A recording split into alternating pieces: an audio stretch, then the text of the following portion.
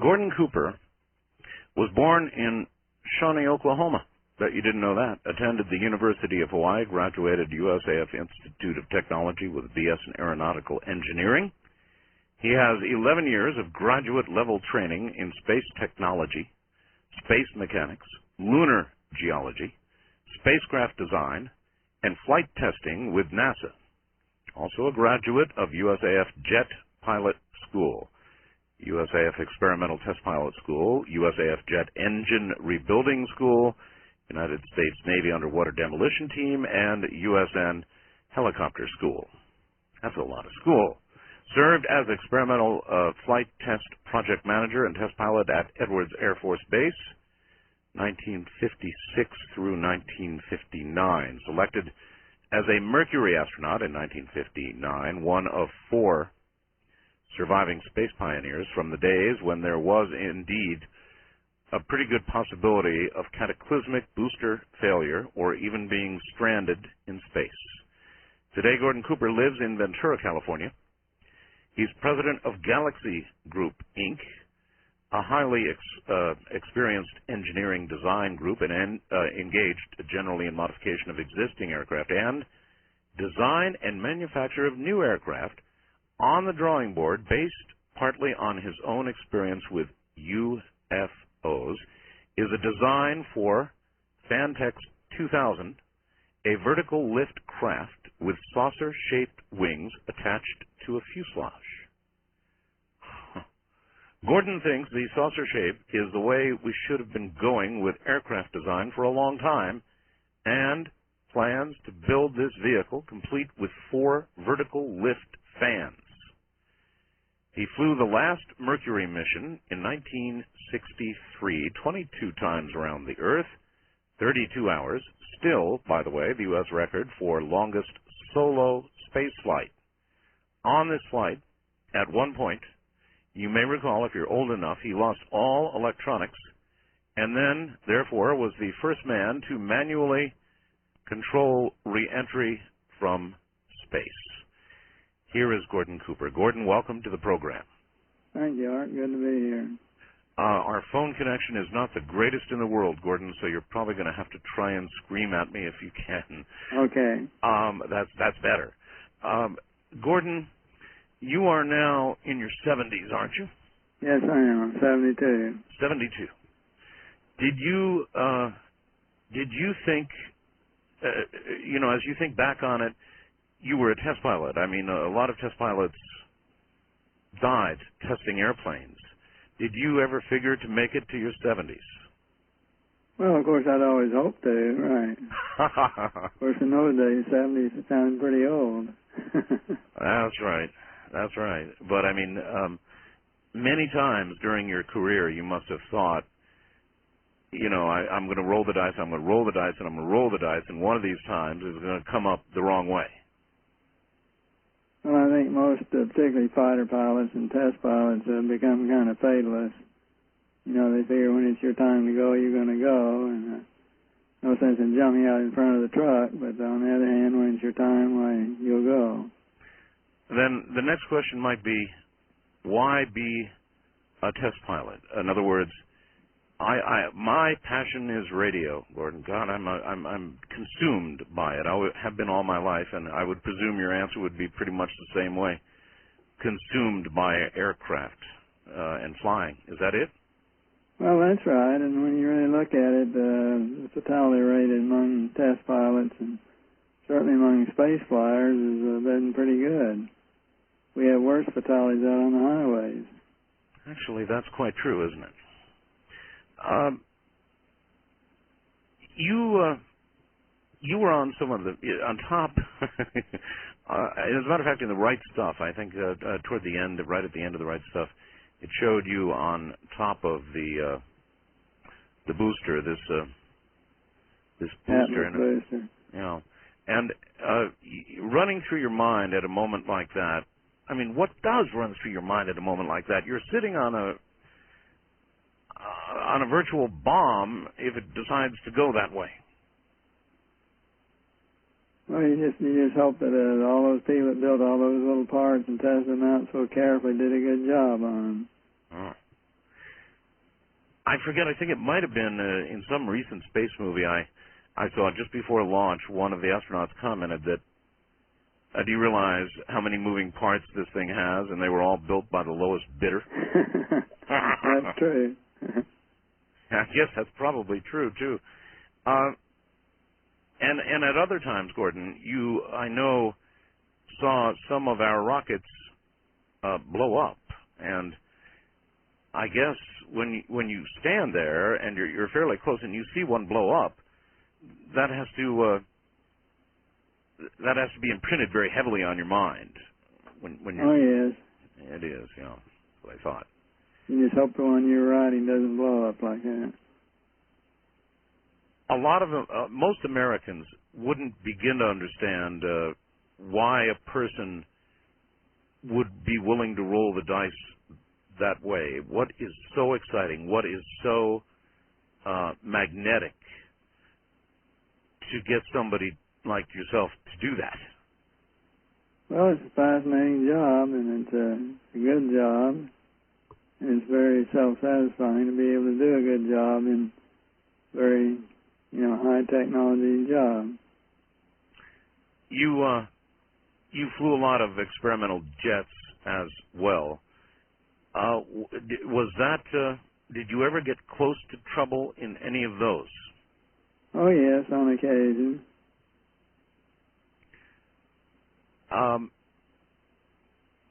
With respect to the last Mercury mission, to all of a sudden lose all of your electronics, just all your electronics suddenly gone, do you think you were going to live through that? Yes, I was planning on it.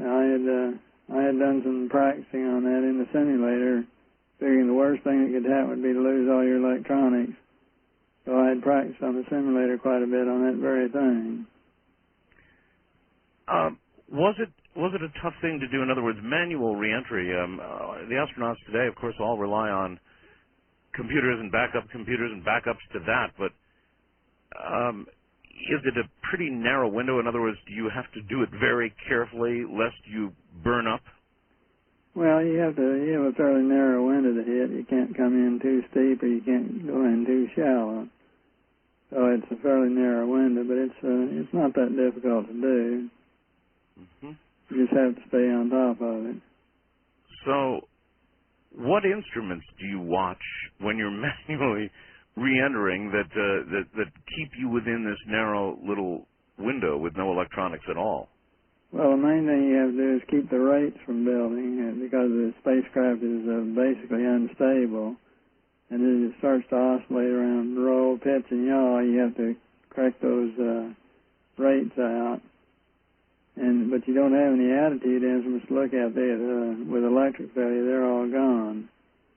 So it's kind of like going down a curved road with a car or something. In other words, you keep correcting. That's correct. Gordon, there have been a million rumors over the years that have flown around about you with regard to a UFO that you supposedly saw on a Mercury mission. Now, that rumor isn't true, is it? You didn't see one, did you? No, somebody made a lot of money selling a bunch of lies on that one. Did they? Yeah, it was totally untrue. But somehow, once they told it, though, the story stuck no matter what. Oh, yeah, it even got embellished on several times. Huh. The funny thing is that even though that's a complete BS story, the fact of the matter is you have seen UFOs, haven't you? Well, on one occasion I saw some strange vehicles that we finally assumed were UFOs. Where was this? But I've never had the occasion to really see one up close. Where did you see this? Over Germany. In Germany. Can you describe what you did see? Well, it looked just like they were at fairly high altitude, and it looked like flights of fighters flying the same basic kind of formation that we fly in fighters. Mm-hmm. They were going in general from east to west. And when we got scrambled off of some of our airplanes and tried to get up closer to them to see what they were very, they were looked just like saucers and metallic looking, but we couldn't get any close enough to get any more detail than that. But you got enough detail to see that they looked like saucers. Yeah, you couldn't see any wings on them. No wings. And their speed relative to yours? Considerably faster.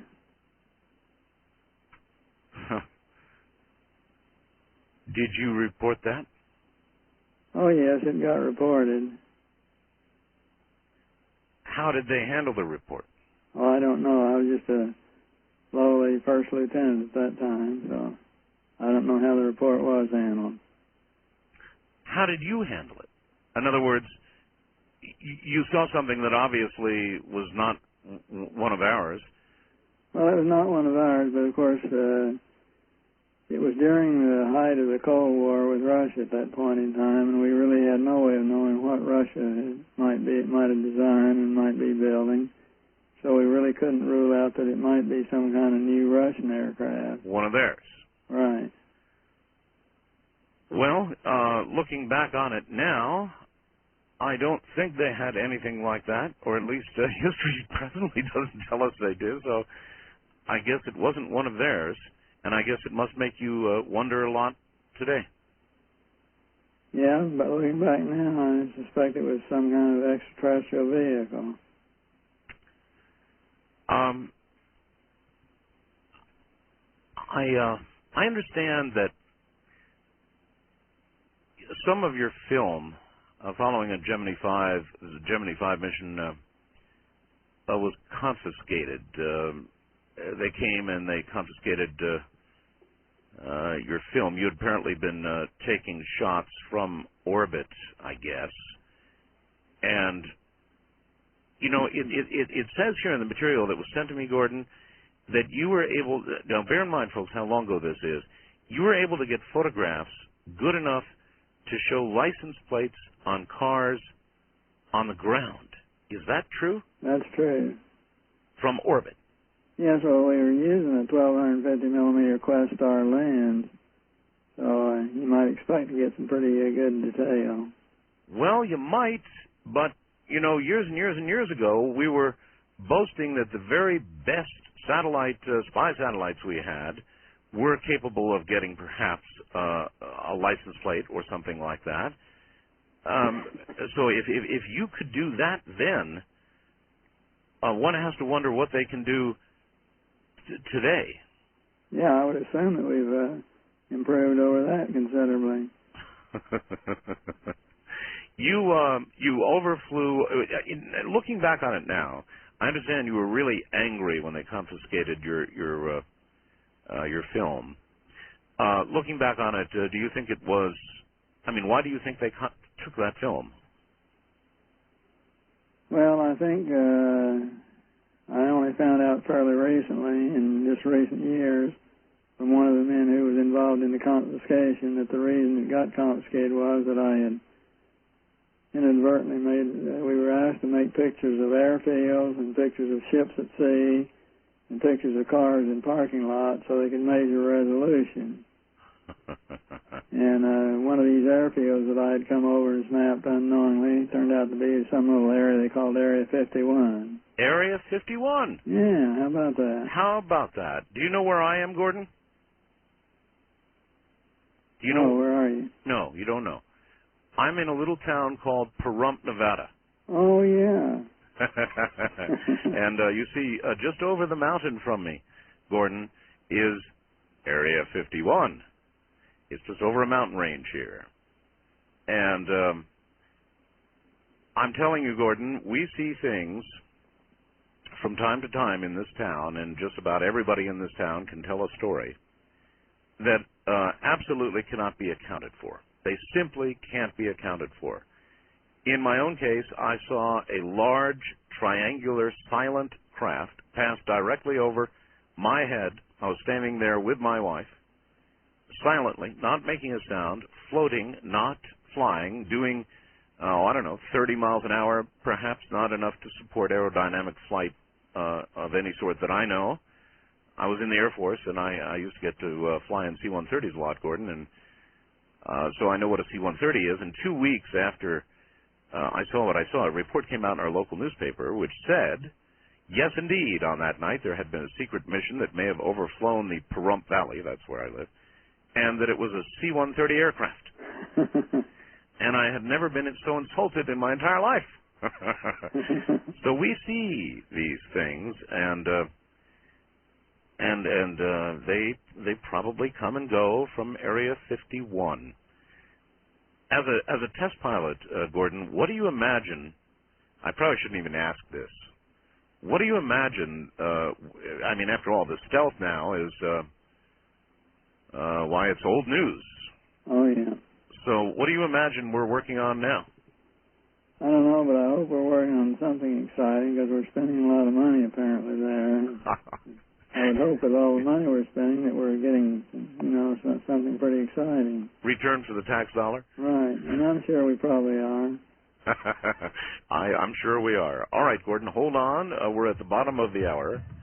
You're listening to U.S. astronaut Gordon Cooper, and this is a unique opportunity to ask him just about every question I can think of about what it's like to be in space, what it's like to sit on top of one of those rockets, and, yes, what may be out there that we don't know about, or maybe we simply don't admit it. So we'll try and cover as much of that ground as we can. Gordon Cooper, I'm Art Bell. This is Coast to Coast AM.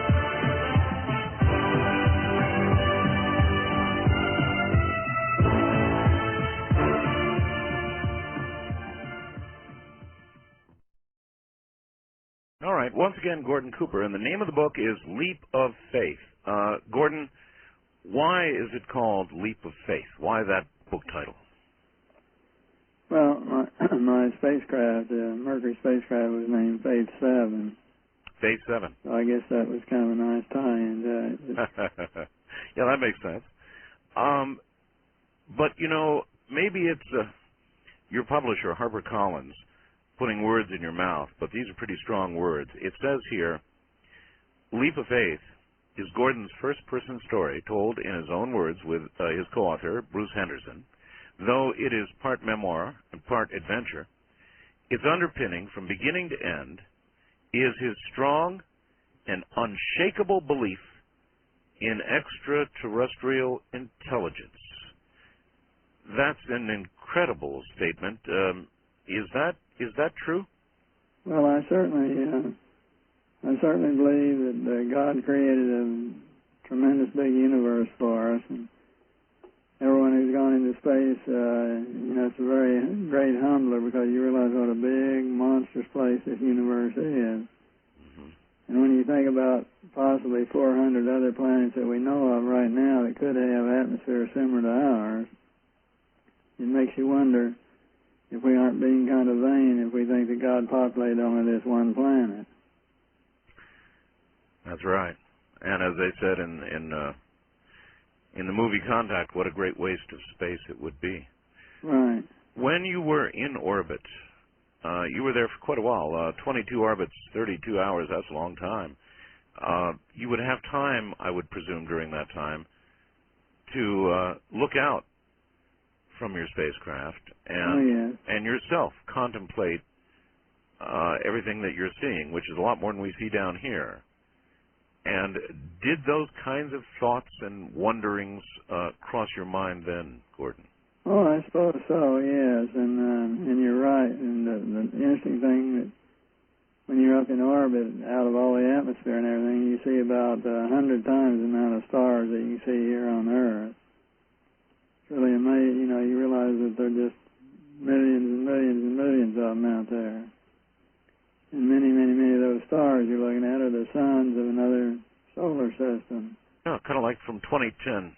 Oh, my God, he said. The stars. Yeah, that's right. Full of stars.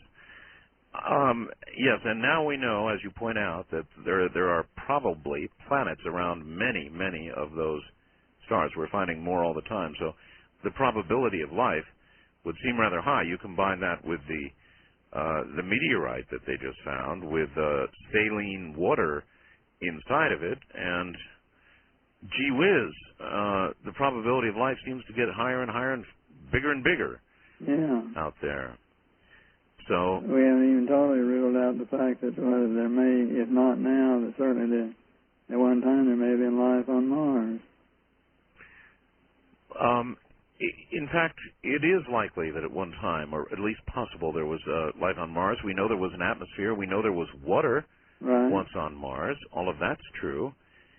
I guess I can't resist, Gordon, so I'll ask you. There's been a lot of controversy about the face, the so-called face on Mars. And they have gone back and they have rephotographed the face on Mars in what many people consider to be an angle that did not do service to the first photograph that we saw.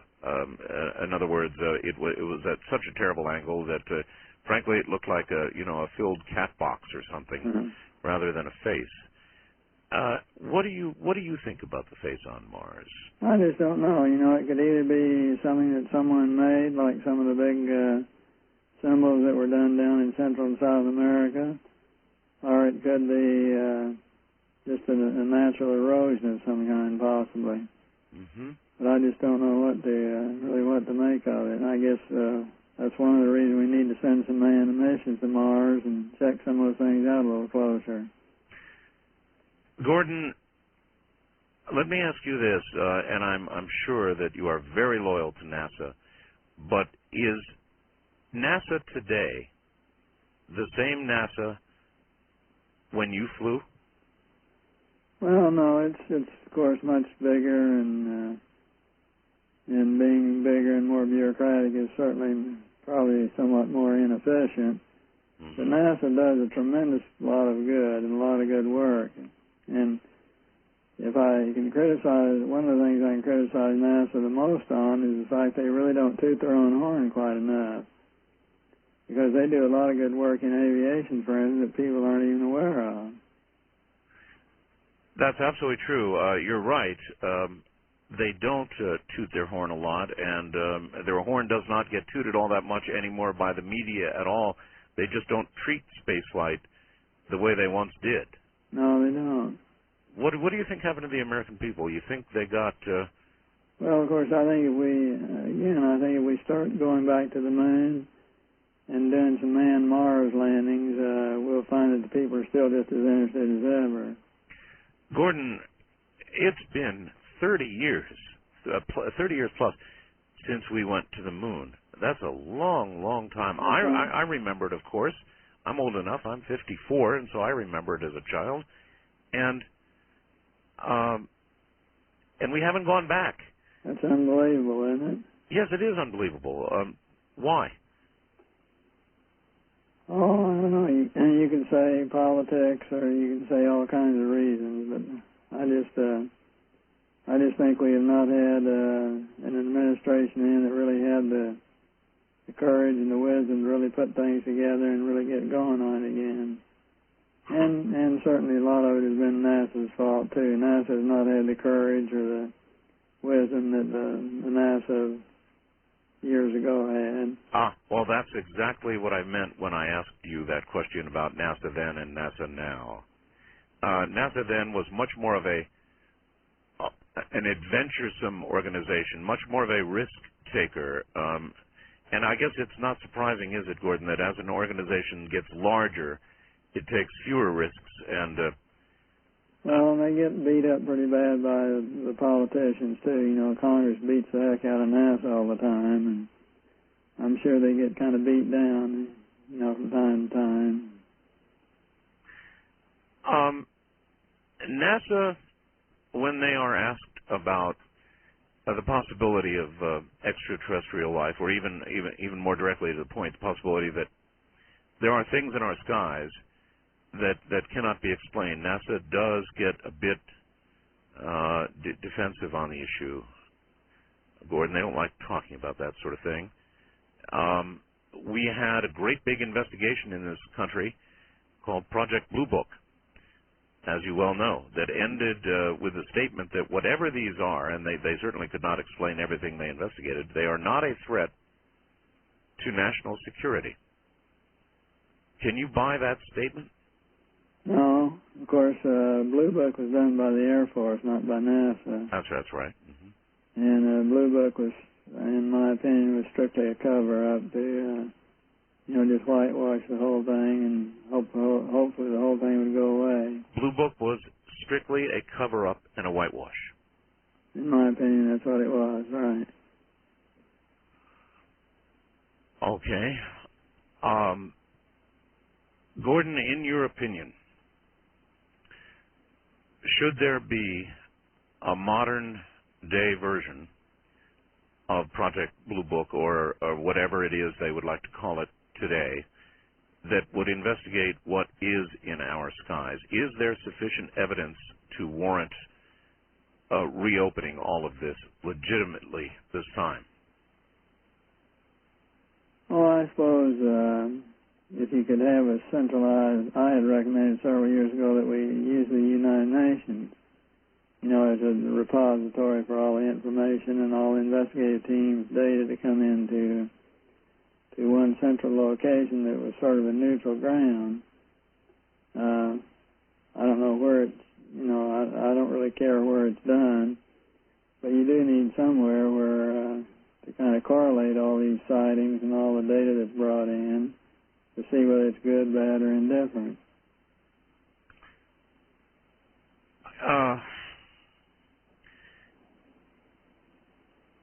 Do you think such a thing is politically possible right now?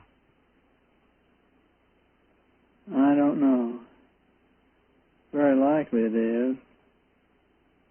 It may just be.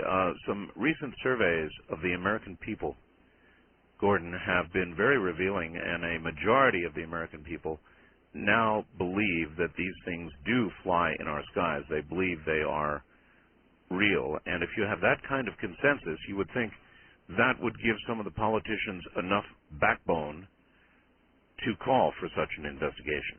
Yeah, you would think so. It certainly would have a good chance of getting a very favorable reception from the public. You had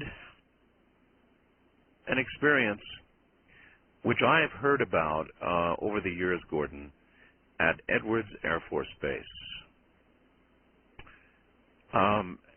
Something about a couple of cameramen. Can you tell me about that, with a close encounter with something or another? Well, that my experience was really secondhand, but I had a crew who was working for me who was photographing a landing at Scania site, new one they were installing on the edge of the dry lake bed.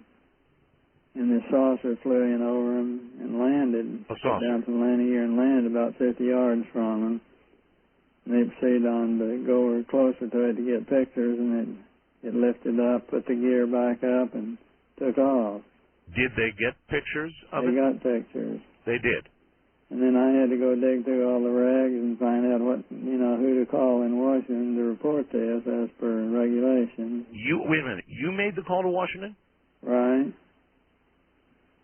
While they were developing the film. And what kind of call was that? Well, as per Air Force reg number, I can't remember the numbers of them now, but if an unusual sighting is made of any kind of unidentified flying object, you will call this particular number and report. Oh, really? No kidding. I had, first of all, I'd never even heard that there was a special number for a UFO, unidentified flying object, whatever you want to call it. But there is such a number, was such a number, and you called it. And I called it. And you said, guess what? We've got photographs of a strange little vehicle that doesn't seem to have any wings on it. Strange vehicle that doesn't seem to have wings that landed at Edwards Air Force Base. Right. I see. And what did the person on the other end say? Just a minute and I'll get Colonel so-and-so. And then before long I was talking to some general. A general? And then he proceeded to tell me, do not run prints of those films, of the negatives, just put them in a pouch, and we're making arrangements to have them flown to Washington immediately. He told you, don't make prints, fly them to Washington right away. Right. And I assume that is precisely what you did. We put them in a pouch, and some guy came around to the office and picked them up in a pouch, and that's the last I saw him. And how long was it before some general called you back to explain exactly what it was that was in the photographs? Well, that was 40 years ago, and I'm still waiting. The phone hasn't rung yet. Phone hasn't rung yet. Gordon, Generals don't generally call captains back and explain things, though, frequently. So. But I mean, as you pointed out, it's been all those years, and you rose in the ranks, and you did a lot of things that would got you a lot of public exposure, and you might imagine that the general might have called you back some years later, but no, huh? Well, who knows? Maybe he retired right after that or something. Oh, he retired. No, I say maybe he did. How many people, Gordon, do you think in high positions are retiring with knowledge of the kinds of things that you and I are talking about right now, taking it to their grave? Oh, I just don't know. It'd be interesting to know, wouldn't it? Yes, it would. I want to ask you about something else. Over the years, Gordon, a lot of astronauts, Neil Armstrong, for example, at the White House, and many other occasions, a lot of astronauts have made very, very provocative statements that don't quite say that that we are being visited, that the things in our skies are real. They don't quite say that, Gordon, but they almost say it. Neil Armstrong particularly alluded to just some incredible things that will be coming down the line. And do you think that other astronauts are afraid to really tackle this issue straight on? Well, I think most people are in government, whether it's in NASA or in the Department of Defense, are a little cautious about what they say because there have been so many lies made up about UFOs, and so many lies have been made up about all the space flights and all the the various things to do with NASA and with space, that I think everybody's a little skeptical about saying anything to anybody. It'd be kind of like stepping in front of a podium, I suppose, and presenting the latest theory on who killed Kennedy. Right. It would be lost in the shuffle. It would be part of the noise. There's so much noise on the subject that, of course, coming from somebody like yourself, or Neil Armstrong, or anybody who's been in our space program, the words that you're saying tonight carry a lot of weight with the American people. Could you have spoken out in the way you're speaking out now when your career was active, when you were still in the space program, and if you had, what would have happened? Well, I don't think anything would have happened. I always have spoken out pretty loud and clear on it. I've never had any warnings from anybody in either the Department of Defense or NASA against speaking out or saying things. Contrary to what some news media are always saying, that, we're always warned not to say anything. I've never had any suppression at all of my speaking out. Would it be your opinion, Gordon, that our government is very well aware of these things doing tremendous speeds and maneuvers in and just above our atmosphere, that they are fully aware of this? I sure hope they are. But is there any way with the technology that you know and I know they have, that they could not be aware of it? No, I think there's just too many solid citizen people have seen things to totally disregard it.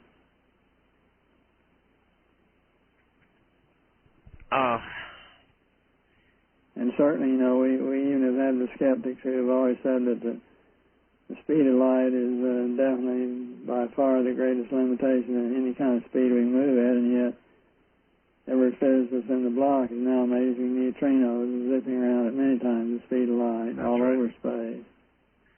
That's right. And so you don't imagine that a violation of Einstein's theory about not being able to exceed the speed of light, you rather imagine that sometime in our distant future or somebody else's present, it's already been achieved? Well, even Einstein was modifying all his formulas when he was using time, when he went back and started using time as a variable rather than a constant. And so before he died, he was opening up his theories to greater and greater speed. That's right, he was. All right, Gordon, hold on. We're at the top of the hour. You okay to go ahead? Sure. Good, excellent. Stay right where you are.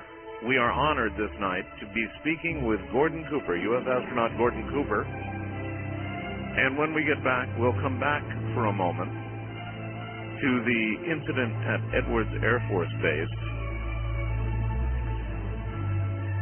Send the negatives. Send them now. Don't make any prints. I'm Art Bell, and this is Coast to Coast AM.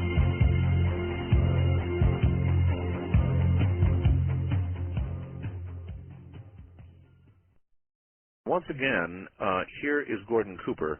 Gordon, going back again to 1957, at Edwards, we did talk about the photographs that were taken, and it's my understanding that before you sent off these photographs as ordered, you got to see them. You actually got to see the negatives. Right. Now, see the negative.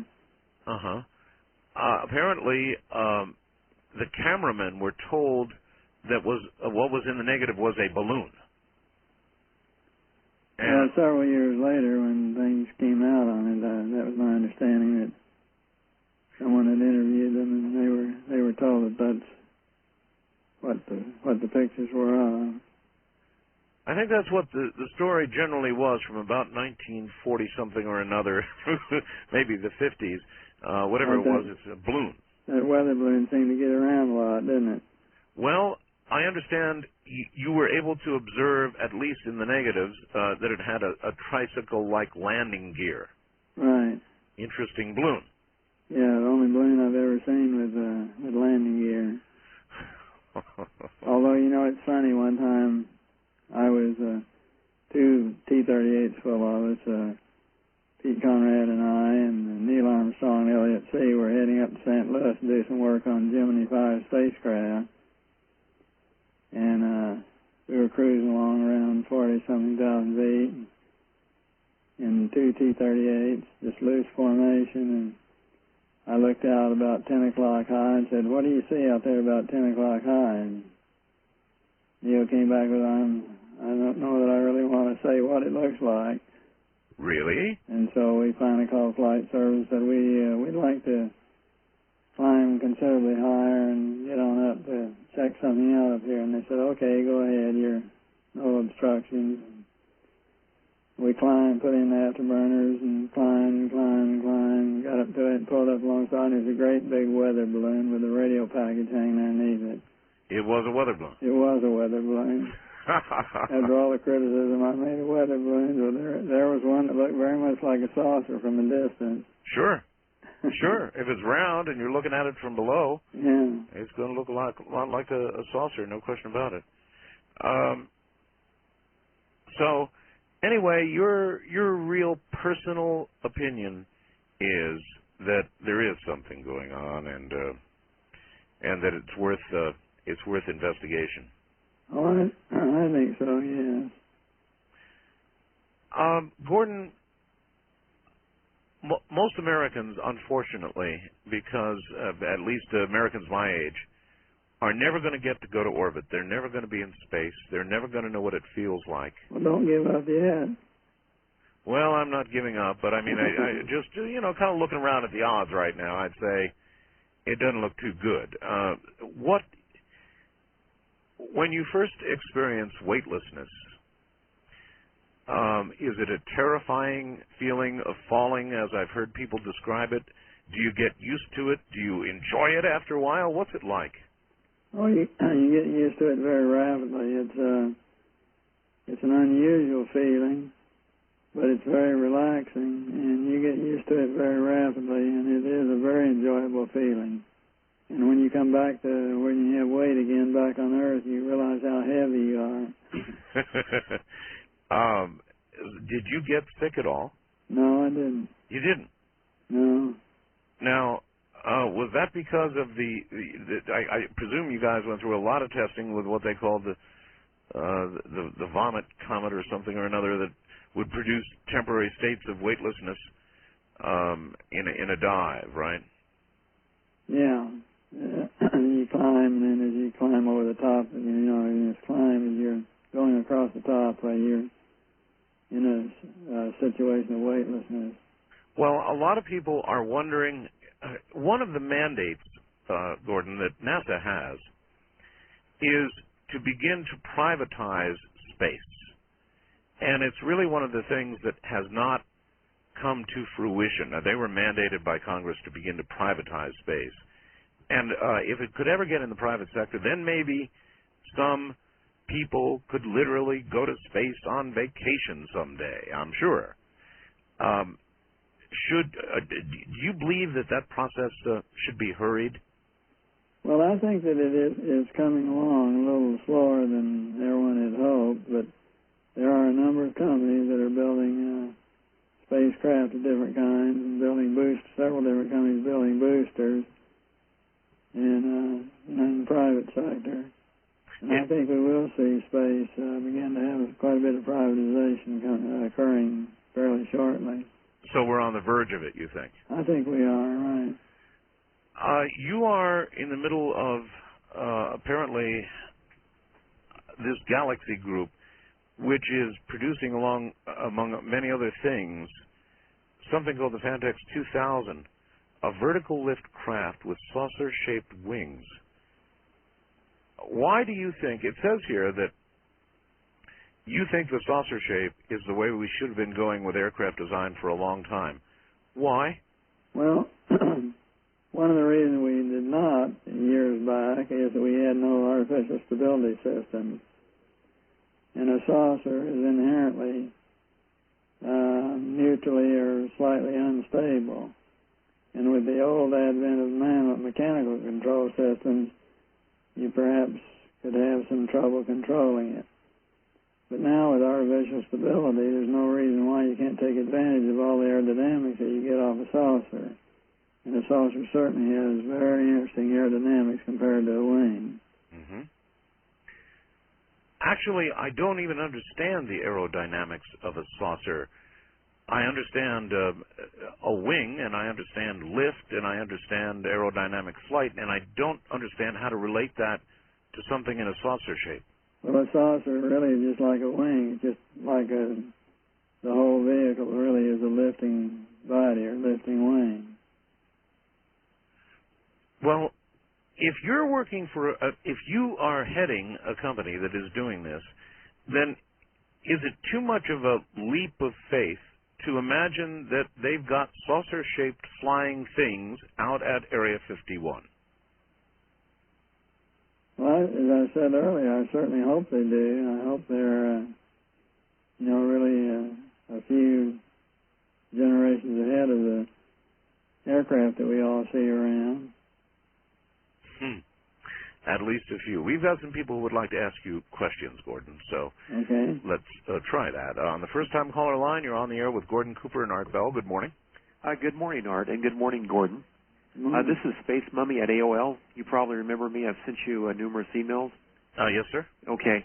Anyway, I listen to your show almost every night, and you got a great show, Art. Thank you. Do you have a question for Gordon? Yes, this is the question for Gordon. Gordon, I believe it was Neil Armstrong who made a remark, while walking on the moon. This was during the live actual broadcast when he said that he saw what looked like footprints on the moon. Do either one of you remember Mr. Armstrong making that statement? I do not. Gordon, do you? No, I don't remember that. Would you like to have gone to the moon? Yes.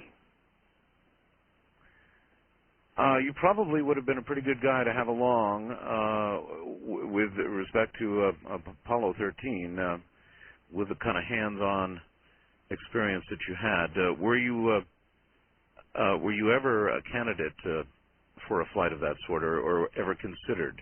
Oh yes, I was in the. I had an Apollo backup team and was in the crew selection process. I watched a number of programs, Gordon, about the astronaut preparations and the backup teams and so forth. And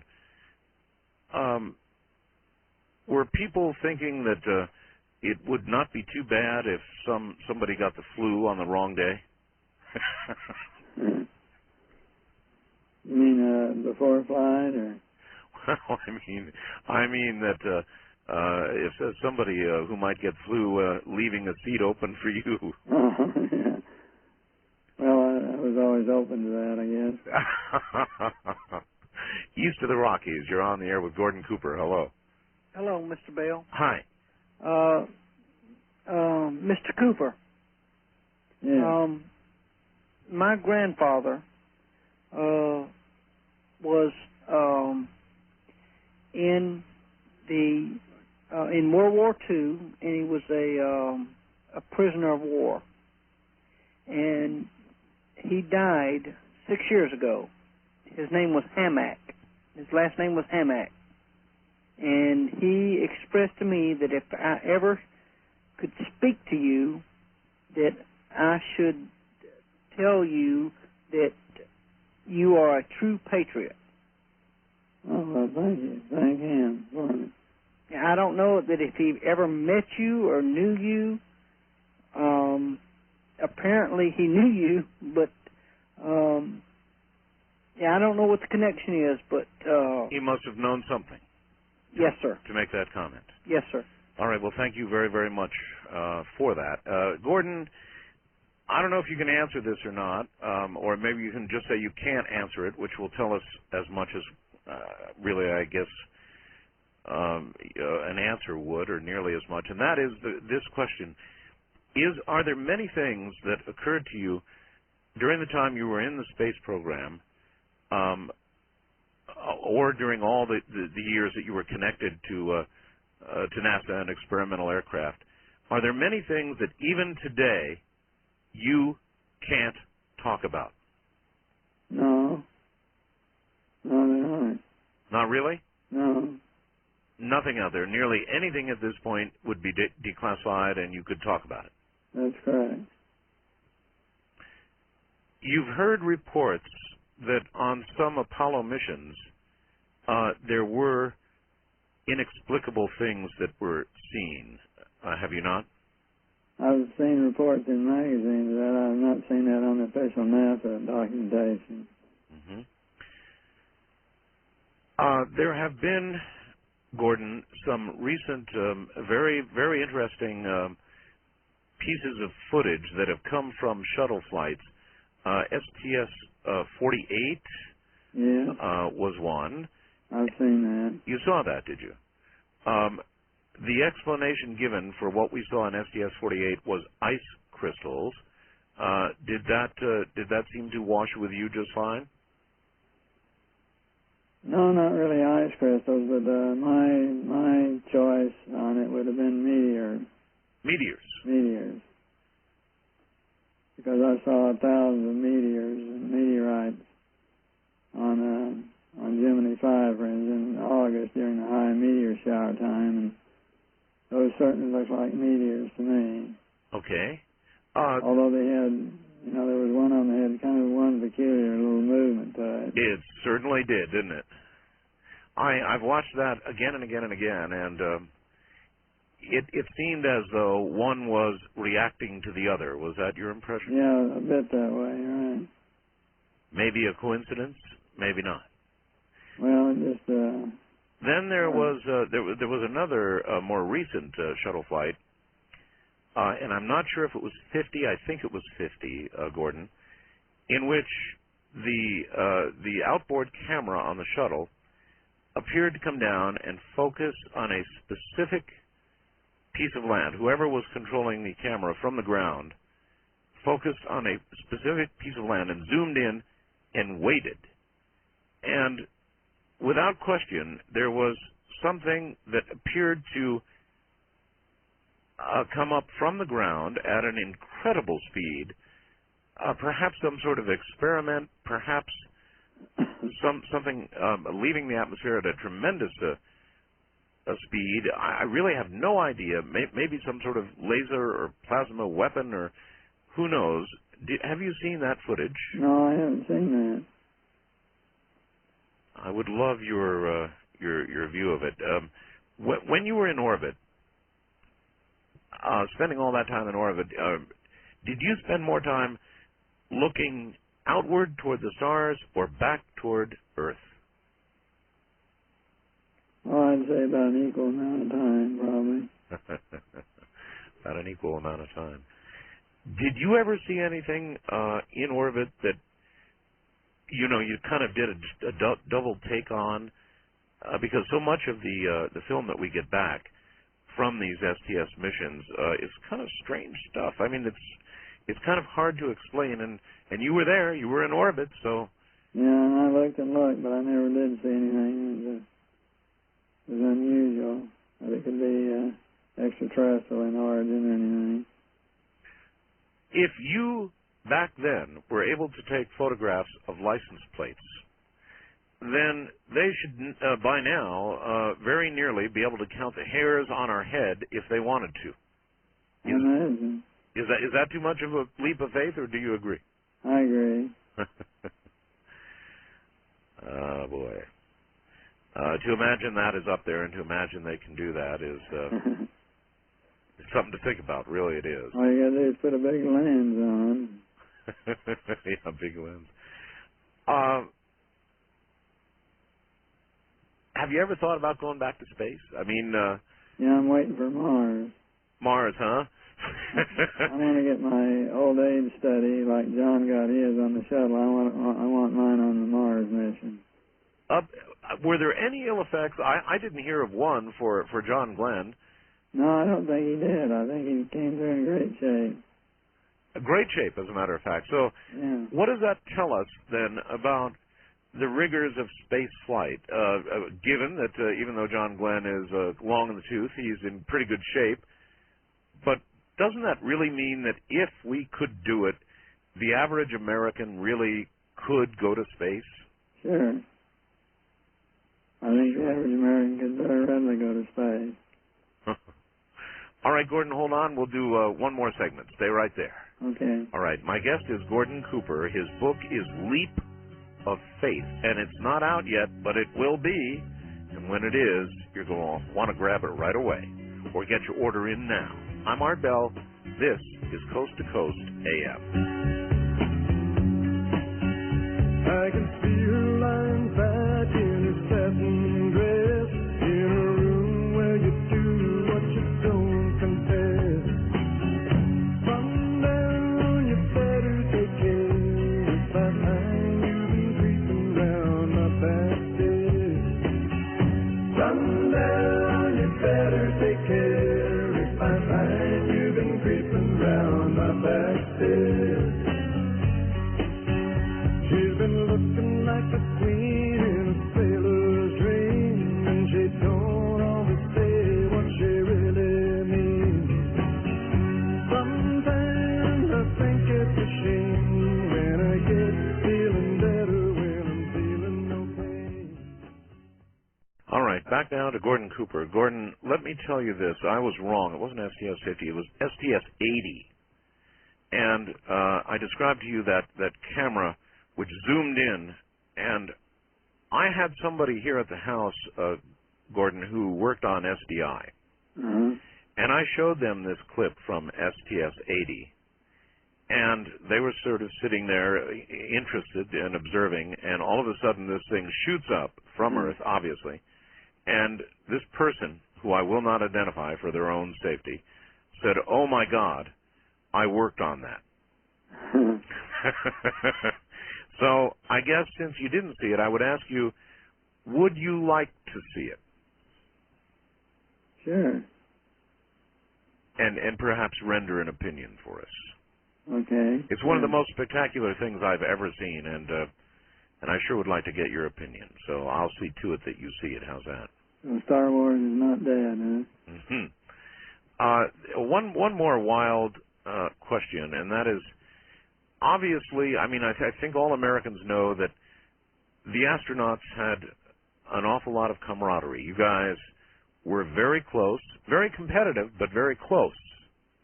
And there must have been a lot of times when you got to sit in a bar somewhere, knocking back a few with some of the other guys.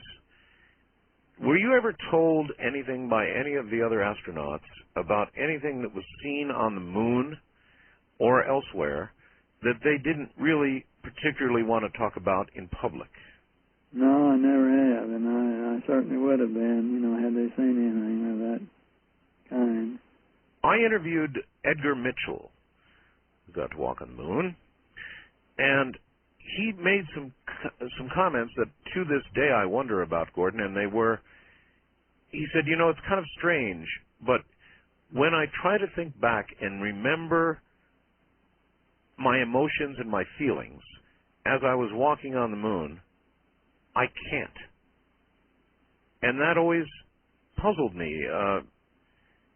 You would think that would be such a high point in your life that there would be almost nothing that you would forget about it or that you didn't notice. But he did make that comment on the air with me, and I thought that was very strange. Well, one of the things that people don't realize is that all through every space flight, it's so well planned into every little detail, and practically every second of the whole flight is planned out because the time is so valuable, That they don't have time for that. So you really don't have time to do a lot of errant things, and you're really concerned about staying on your timeline and getting this done and getting this done and getting this done. So a lot of your concentration is on just doing the job. That's a really good point. And it goes, then let me ask you about this. I've long said that people many times they don't see things in our skies because, we're driving our cars or we're doing our tasks and we're not spending a lot of time looking up at the sky. That's right. You can't very well look up at the sky when you're running down a freeway somewhere. Not live for long. So was it kind of the same way with you? In other words, you did get to look out the window, but they kept you pretty busy too, didn't they? Oh, yeah. Absolutely. Every space flight was very busy. All right, here we go. First-time caller line, you're on the air with Gordon Cooper. Hello. Good morning, Art. Good morning, sir. Where are you?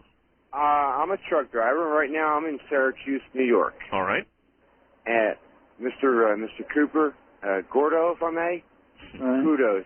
Thumbs up, double thumbs up. I'm a former crew chief in the Air Force. Oh, ground very crew. good. I was a tanker crew chief and an A-10 crew chief. I was interested, my main question to you, sir, was during the early parts of the space project, since we really didn't know what was out in space, near Earth orbit objects, what was the concern on them? That's really a good question. Actually, I'll expand it, but was there a lot of concern about near-Earth objects, things that might be orbiting our planet that you might run into accidentally? Yeah, but actually, even in fairly early days, we had a pretty good handle on where all these pieces of space junk or spare parts and everything were. We knew where most of them were. You just hoped that you didn't run into some that you didn't know were there. I've got in front of me a picture of the space junk that is around our planet right now, and it's astounding. I mean, it's absolutely astounding, particularly in low Earth orbit.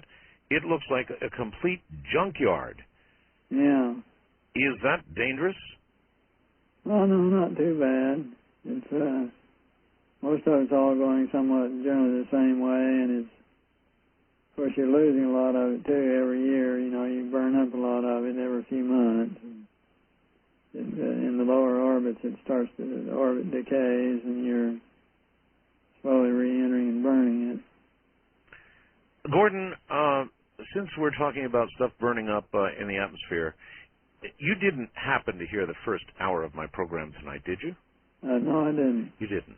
I had a member of the clergy on, Gordon, down in Florida, who actually, I can only reveal so much about what he does, but he has some connections at the Air Force Base there, and there was something that came into our atmosphere over Florida, over Tampa, the Tampa area, moving west, that zigged and zagged in ways that anything that you would imagine would be entering the atmosphere could not possibly do. Not possibly do.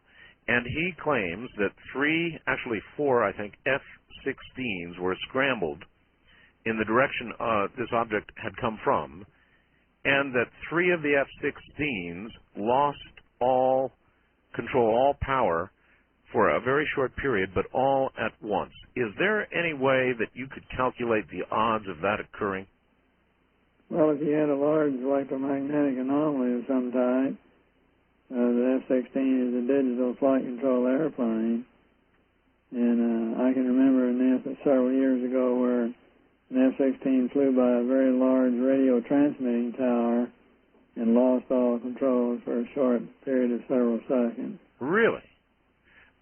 The authorities suggested that what came down was a Russian rocket booster. Would a rocket booster burning up in the atmosphere, in your opinion, produce that kind of strong magnetic pulse? Oh, it's hard to say. I guess it's always possible. Doesn't sound too likely, but it certainly is somewhat of a possibility, I suppose. Didn't sound too likely to me either. All right. Wildcard line, you're on the air with Gordon Cooper. Good morning. Good morning, gentlemen. Where are I'm you? calling from Houston. This is Karen. Hey, Art. Hi, Karen. Mr. Cooper. Yes. You're familiar with Story Musgrave, is that right? Oh, yes. Uh-huh. Well, Art, I believe on one of your programs, someone had called in and said that at a convention that was held in Hawaii not too long ago. Yes. Towards the first of the year, or sometime around then, and Story had given a presentation, and he closed his presentation by pointing to like a depiction of the Greys, and he said, gentlemen, something to the effect that these guys are real. Actually, that's exactly right, Gordon. Story was in Hawaii. I have a very good friend, well, I should say very good friend, an acquaintance, who works at a television station in Honolulu, and he went and covered a talk that Story was giving. Mm-hmm. And at the very end of the talk, Story, in fact, uncovered some kind of a palette, I guess, that was up on the stage, and there was a picture of what's known to many in the UFO community as an alien gray.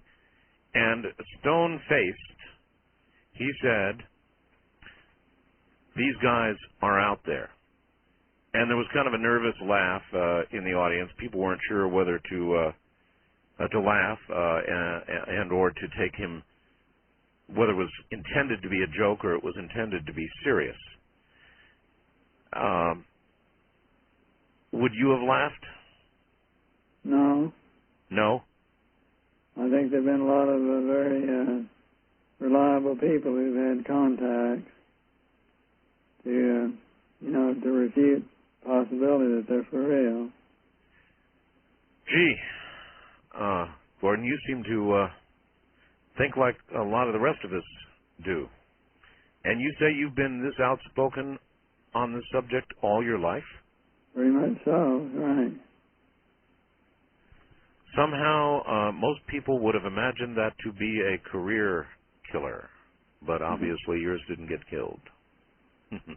All right. East of the Rockies, you're on the air with Gordon Cooper. Good morning. Hello there. Yes? Yes, sir. You're on the air. Okay. My question is, when you did you see the vehicle that landed on the airstrip, or did you see pictures of it? No, what he saw was negatives. In other words, two photographers at Edwards Air Force Base took photographs of this object, and Gordon got to see the negatives of the pictures that were taken before they were spirited off to Washington, never to be heard from again. Okay. Of course, it never made Project Blue Book then. Not as far as I know. Yeah. No, those didn't make Project Blue Book either. Yeah. Is there any way you could access it through Freedom of Information now, do you think? Or I think it's been tried several times. It has been tried. Particular success. Do you know the photographers that took the pictures? No, I don't really recall. I looked up their names somewhere from one of the reports that someone had dug up on the Freedom of Information Act. I can't recall what they are right at the moment. You don't remember what came back? In other words, it was non-responsive in some way. And yeah, it wasn't anything. I think it involved another weather balloon or something. You know. Yeah. Did the reporters they talk to Mr. Cooper about it, or had he talked to them, or? Which reporters? Or the photographers, I mean, that took the photographs. Did you guys talk about it? Oh, yeah, they talked about it, right. And what did they tell you? Did they tell you any more about it as far as what the landing gear was like? Yeah, or that's a very good question, yes. Yeah, just that it was a metallic-looking vehicle, very silvery metallic. It was definitely a saucer, and it had just three little spindly landing gear that it put down. No wheels on the landing gear? Yeah, as I recall, it had either some little nubbins or small little wheels on it. Something like the Avro car or something like that? Yeah, well, I think probably, just to roll it around when you're sitting on the ground, somewhere to be able to roll it around with. But bear in mind, this was back in the 1950s, sir. Right. Yeah.